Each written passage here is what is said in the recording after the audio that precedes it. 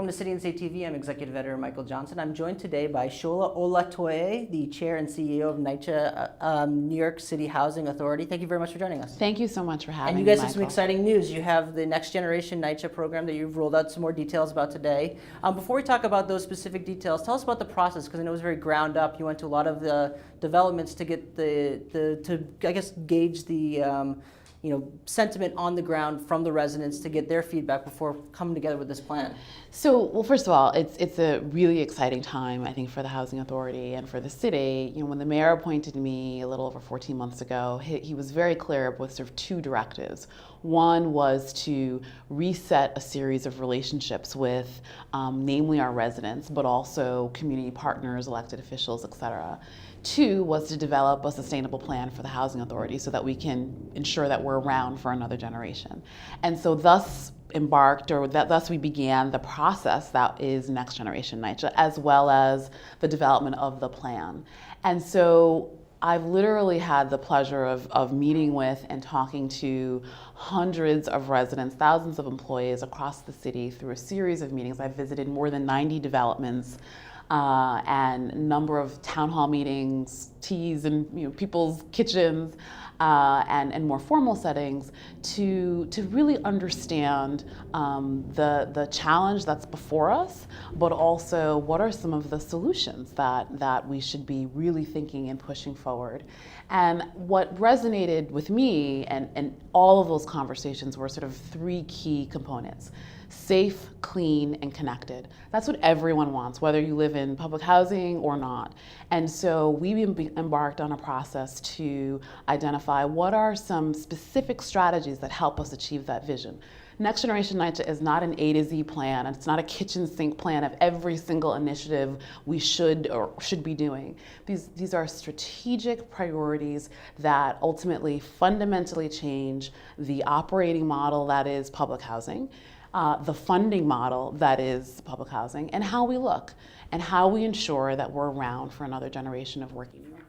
Great, so let's get into the specifics a little bit. I mean, obviously, whenever you talk about NYCHA, you talk about funding. So how does Next Gen change, I guess, the funding model, or how does that approach? How does this now change how we go about funding NYCHA for the years to come, separate from, I guess, the one shots you're kind of getting from the federal and the state government? So we do this because we're at a critical point in our history. This is our 81st year. Public housing across the country has seen a precipitous decline in funding from the federal government. NYCHA has felt that even more so as the country's largest public housing authority. We've lost $2 billion in funding since 2001, and with that have the services, our buildings, half of whom are 40 years old or more, have suffered, and our residents have suffered. And so we take on this challenge of changing the way we do business so that we can deal with the larger issue of a $16 billion capital need, which is what it would cost to bring up our 2,600 buildings to a state of good repair. So the sort of three pillars of Next Gen is really changing the funding model, diversifying the funding model, and addressing some real expenses that the authority has had for 40 years or more. So we're so pleased that the mayor has baselined not only the police payments, which has been a long time rallying call from advocates and others and residents for many years, but in addition to that, the pilot payment. We are the only affordable housing owner in the city of New York that pays property taxes. And so we will no longer have to pay that going forward in the city's fiscal year 2016. And that represents, those two things right there, $102 million in real dollars back into the authority. That's more supplies, that's more people, that's more resources for the more than 500,000 people who call NYCHA home. So those are just sort of examples of how NYCHA has frankly been disinvested in Yep. and then there are some other very real things that we have to take on, like the Housing Authority has historically had a central office operating deficit that has been known to many for a long time. And essentially that's about $90 million. That's right off the top of our budget every year. We're going to eliminate that, and we're going to do that through a couple of ways. One is through integrating some duplicative functions with the city as a whole. And this really, I think, speaks to the mayor's goal of bringing NYCHA into the fold. Sort of gone are the days of NYCHA as this sort of island unto itself, but really bringing us into the fold and looking at ways in which not only we can improve services to residents, because that's ultimately the goal here, but also reduce costs and help us chart a path towards sustainability. So we're going to eliminate that central office cost and work very closely with the city, our labor partners, et cetera, to ensure that our employees, who are the lifeblood of the Housing Authority, and I've met many of them across the city, continue to have productive paths of employment, et cetera. So those are sort of examples of how the funding model will change. We're also going to leverage federal tools in ways that NYCHA hasn't done. Frankly, the housing authorities across the country have taken advantage of a number of different financial tools that NYCHA, frankly, is late to the party in doing, and so we're going to do that as well. And then we're also going to change our business model, right? We are going to move away from this highly centralized, you have to call 250 Broadway for every single decision that happens at the development, really taking a page from best practices from our nonprofit affordable housing developers, private sector, et cetera. Property level decision making should happen at the development, clearly within parameters, clearly with increased accountability, but ultimately to improve services to residents. The property manager knows what's best, knows how his or her building and or development should be running, understands the needs in ways that people who are 5, 6 levels above them would not. So that an effort launched January 1, and it starts with 18 developments, more than 27,000 units of housing, and we'll begin to roll that out over the portfolio over the next year or so. So a number of very specific operating issues as well, including being consistent with the mayor's goal of a more sustainable New York, in one city, one New York. NYCHA will recycle, and all of our developments will be in compliance with the city's recycling law by the end of 2016. And for us, it is clearly a given. It's the right thing for the environment. But it also goes back to those words, safe and clean. The two things that I hear so much about when I go out to developments is trash and safety. And so the ability to have a sustainable trash and waste management plan that actually separates trash, that has more bins, physical bins at the developments, is really important. It's also a safety issue for employees who work so hard to dispose of more than 190,000 tons of garbage every year. So the ability to actually have a safer waste management system will ultimately also make us a safer place to work. I just wanted to go back to something you mentioned. You said diversifying the funding is a big key of that too. Is that to kind of to insulate yourself from the obviously like the unexpected changes in funding you might get from the federal government, which kind of happens obviously with Republicans in control there. They'd be less inclined to give additional funding for affordable housing, things like that. Also, state has been kind of fluctuated amount of how much funding they give. Is that kind of the goal there, or is it also moving in private funding and public-private partnerships going forward? Is that going to be part of the model? So look, no business can sustain itself on one form of revenue, and ultimately the housing authority, we are an operations business, right? We have to ensure that basic operations to our residents are working, and if our core source of revenue continues to decline, and there's no indication that there's going to be a change from Washington, we have to, and it would be irresponsible for us not to look at every single tool that's at our disposal. So things like working more closely with the city, while we are encouraged by the state's recent re-entry into public housing, that is a capital expense, not operating, a capital source, not an operating source. And we hope that the governor and the legislature will continue to focus that on buildings where we can see actual improvement in people's quality of life as opposed to other things. We have to look at all of these tools. New York City is, the leader in affordable housing and community development, and both in the production of affordable housing, but also in the preservation of affordable housing.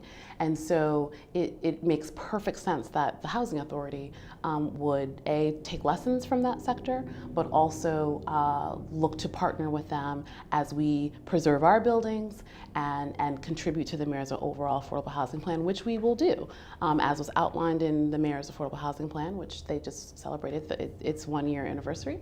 NYCHA will contribute land for up to 10,000 units of affordable housing as part of the mayor's affordable housing plan.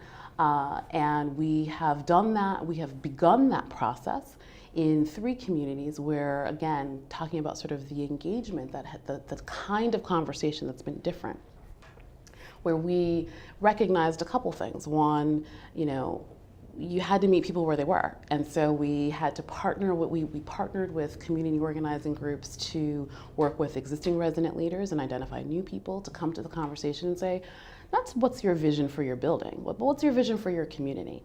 And so that process has been really interesting and very dynamic. We don't always agree, but if anything, if nothing else, what emerged from those conversations were some clear priorities: safety, cleanliness, and the improvement of the overall quality of life in our developments. And so if we can, by not only contributing to the mayor's affordable housing plan, recognizing whatever revenue that comes from that, and we do project some modest amount of revenue over 10 years to come back to the Housing Authority.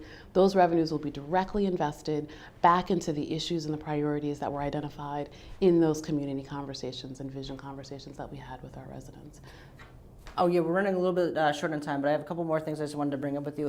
With labor, it's obviously something that it has been criticized in the past, I guess, with just in general, like the workers at NYCHA maybe not, because the union workers at NYCHA maybe not being as flexible as possible going forward and stuff like that. But I was more interested in I know that you have roughly 23% of NYCHA residents are employees at NYCHA. I know that the vision of NYCHA originally was to employ the people that live there to work there. Do you think that 23% is enough? Do you think there should be a higher number of NYCHA residents that are employees at NYCHA, or do you think that that's not as important as just making sure that the workforce is one that they can get the job done, basically? I think the most important thing is the quality of life for our residents, right? And our employees, again, who I've had the pleasure of meeting many, most of those people come to work every day focused on doing a good job.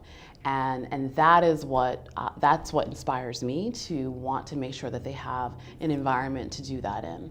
I've been very vocal about, I think we need more flexibility in order to improve the quality of life at our developments, and I look forward to working with our colleagues across the table to make that a reality for our residents. And that kind of leads me into just the question of obviously the public relations problems that NYCHA's had, and this is something that's developed over the course of decades. I mean, you don't get to the state we're at overnight, and clearly you're not going to fix it overnight. So what's your approach to, as you reinvest into NYCHA, what's your approach to make sure that residents know that the money's being spent well, taxpayers know that the money's being spent well, and what's your timeline, I guess, to say, like, to get success, because you're not going to regain trust overnight. It's going to be over the course of time. What is your personal timeline? Like, what would you like to be? Where would you like to be at? 5 years, 10 years down the road. So, well, first of all, I think this administration and that has emphasized from the beginning that transparency and engagement and communication are not only results that we expect, but values that we really hold dear. So we've already created, made NYCHA a more transparent organization by putting information online through our NYCHA metrics, right? So all of the information around our finances, the state of our portfolio, et cetera, people can now see that, and that's updated on a regular basis. We relaunched the NYCHA Journal, a 45-year plus journal that goes out to our residents that really seeks to tell the story of NYCHA residents and really provide information to around what we are doing and to the broader community. We've updated and continue to update our social platforms, et cetera, and really trying to engage not only with our residents, but New York as a whole. I think NYCHA contributes more than $6 billion to the New York City economy every year, and so the centrality of a healthy NYCHA is the centrality is a healthy New York, and so it's important and I think imperative that New Yorkers understand and believe that NYCHA, a healthy NYCHA, is important to them. And so talking to them, engaging them, figuring out new ways in which to have those conversations is really critical. We've also, in basic things like we now stream our live stream our board meetings, and and I started something called Coffees with the Chair with our employees, which is a off-the-record monthly conversation with staff up and down throughout the organization. So there are lots of different ways in which the organization needs to be more transparent. But you're absolutely right that trust doesn't come just by words; it comes by deeds. And ultimately, people want to see an improvement in their quality of life. They want to see, a decrease in the amount of time they have to wait for repairs. They want repairs to be done in a quality way. And those are the things that ultimately we'll all be judged on. And it's called Next Generation for a reason, because it's going to take a generation's worth of work in order to ensure and bring these units up to a state of good repair. But there's some interim wins that we can do. We can make developments cleaner. We can make developments safer with our partnerships with PD and residents. We can deploy our capital faster, which we have done for the last 3 years with our federal allocation. We've spent double the amount that we've typically received, and we've spent it in a third of the time. So we're making, and you'll see it by the kinds of the scaffolding that's all around the city that's coming down, right? Not just the scaffolding that goes up never to be taken down again. We've removed some 6 miles of legacy shedding across the city, where residents rightfully complained that there was no work going on. Why was scaffolding going on? So we've really changed our policy to only have scaffolding where we have active construction projects going on. We've installed the cameras. We've fixed the doors. There's a lot more that we need to do. We also need our residents to partner with us, right? To also recognize that those investments are investments, and they have to be protected and they have to be respected. And so, the new way of engaging with residents is something that is also core to Next Gen, which is around a more sustainable resident engagement model. We have 328 developments and only 200 functioning tenant associations. So there's more than a third of NYCHA residents aren't represented in any form or fashion. So a key part of Next Gen will be really changing that dynamic and really seeking to bring more people into the conversation about the future of the Housing Authority. NYCHA Chair and CEO Shola Olatoye, thank you very much for joining us. Thank you so much for having me, Michael. It's a pleasure. Great.